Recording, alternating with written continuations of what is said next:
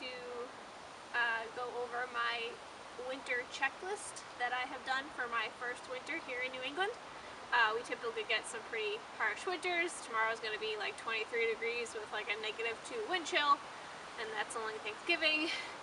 So we get some crazy stuff. We get all sorts of snowstorms, windstorms, rainstorms, tons of stuff in New England. It gets bitter cold. Sometimes it'll be 60 degrees in the middle of February, so you just don't know. So with the potential of really cold temperatures, I just wanted to prepare myself and my bees as best as I could, doing the research and knowing what I did from bee school. So the following things are what I did to prepare my bees for the winter and what I felt was best just for my climate and for my bees. Not everybody will feel the same way, which is totally fine. That's the thing about beekeeping, is everybody kind of has their own way of doing things.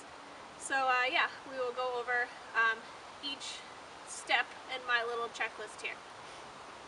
So step 1 in my checklist is to remove all feeders that you may have on your hive. My hive housed a 1-gallon pail, feeder pail, which is, it's just a little white bucket. Kind of looks like a miniature 5-gallon bucket, but it's 1 gallon.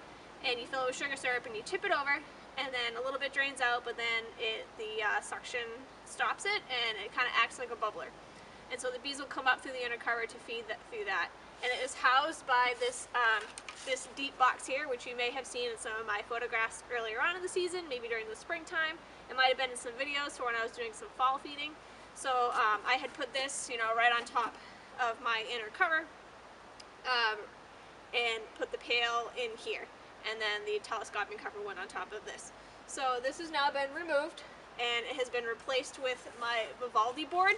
We will get into that a little bit later, but that is what I'll be using to feed my bees through the winter. The Vivaldi board is this brown section of my hive right here, so we'll get into that in another part of my checklist. But step 1, remove all feeders. You don't want them having sugar syrup because it could ferment within the hive if they cannot convert it fast enough to honey and cap it.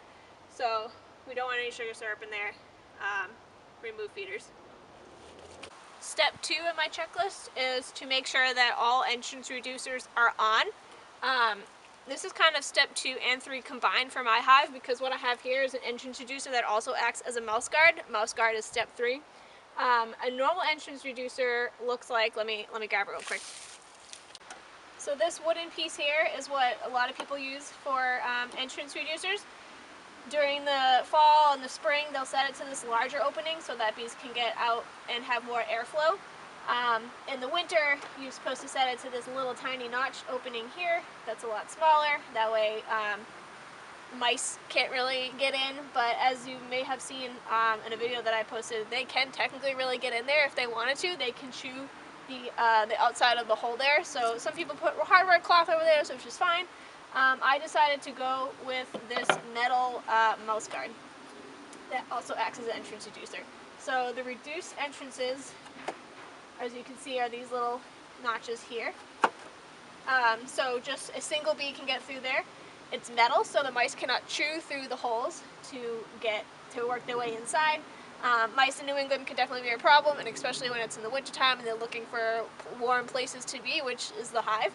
So this is both step 2 and 3. So entrance reducers, if you have a wooden one, you want to put it to the small side and then maybe cover it with some hardware cloth to act as a mouse guard.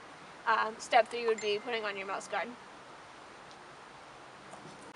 Okay, so step 4 is going to be to make sure that your top box is filled with honey for the winter that they can survive on. My top brood box is here. When I last did my inspection back in October, my final fall inspection, which everybody should do before going into fall so they know the status of their queen, the status of how much honey, they were filling up the super with honey.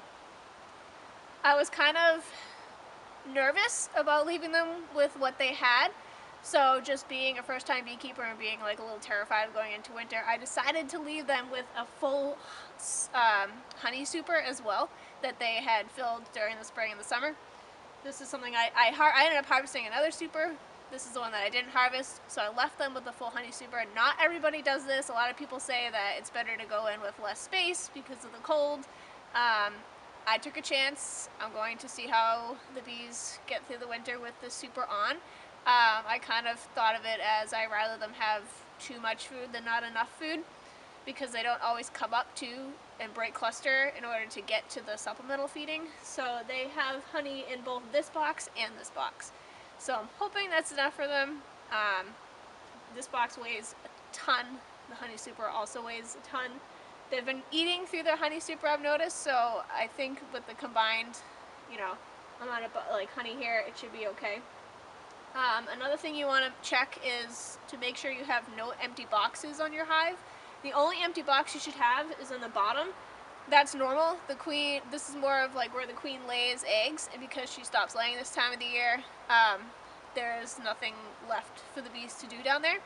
So that box is relatively empty. It had a little bit of pollen left in it, pollen stores, but we don't have to worry about pollen until the spring. So your only empty box should be on the bottom. So step 4, make sure that your top box is full of honey and not empty. So step 5 is to provide some form of upper entrance for the moisture to escape. This right here is the upper entrance on my Vivaldi board. This Vivaldi board acts like an inner cover with a shim that's attached to it, sort of, and it allows me to supplement feed them during the winter, but it has a notch to let moisture out. It also has these little slits, which I will show you, on both the front and the back side. They're graded slits here. Hopefully you can see that. But this right here has hardware cloth over it, and it also allows for moisture to escape in the winter as well. And it's along the back side too.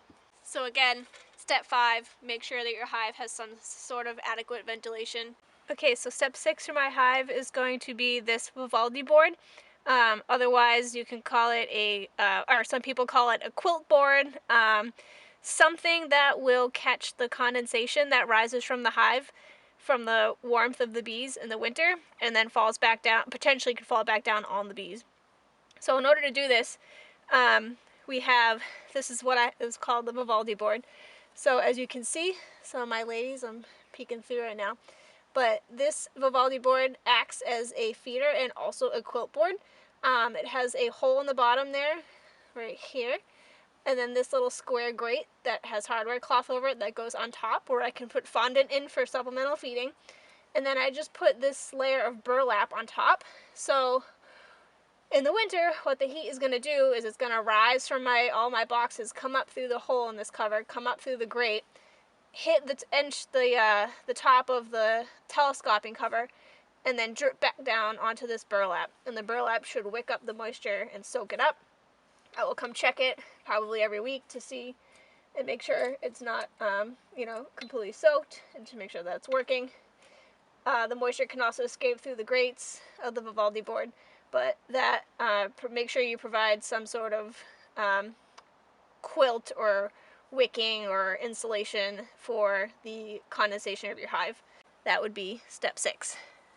Okay, so step 7 is to have some sort of strap or weight or something on your hive. In the winter, it's not on there now, but I will have a cinder block at the very top of my hive.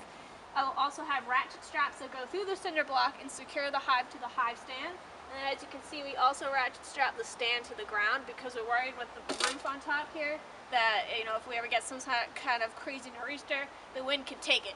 So we have ratchet strapped the hive stand to the ground, and we'll ratchet strap the hive to the hive stand as well with the cinder block on top. So step 7, make sure you have some sort of strap down or rock or anything on top of your hive to prevent it from blowing over in the winter due to any kind of blizzard or windstorm or nor'easter, especially if you're in New England.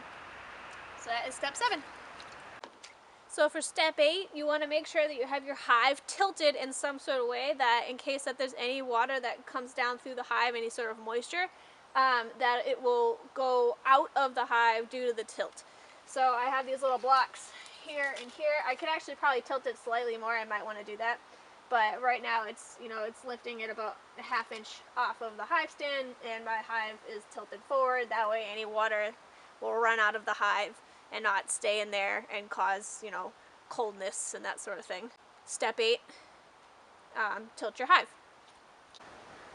Okay, and for my step 9, my very last step, is wrapping your hive in some form of insulation.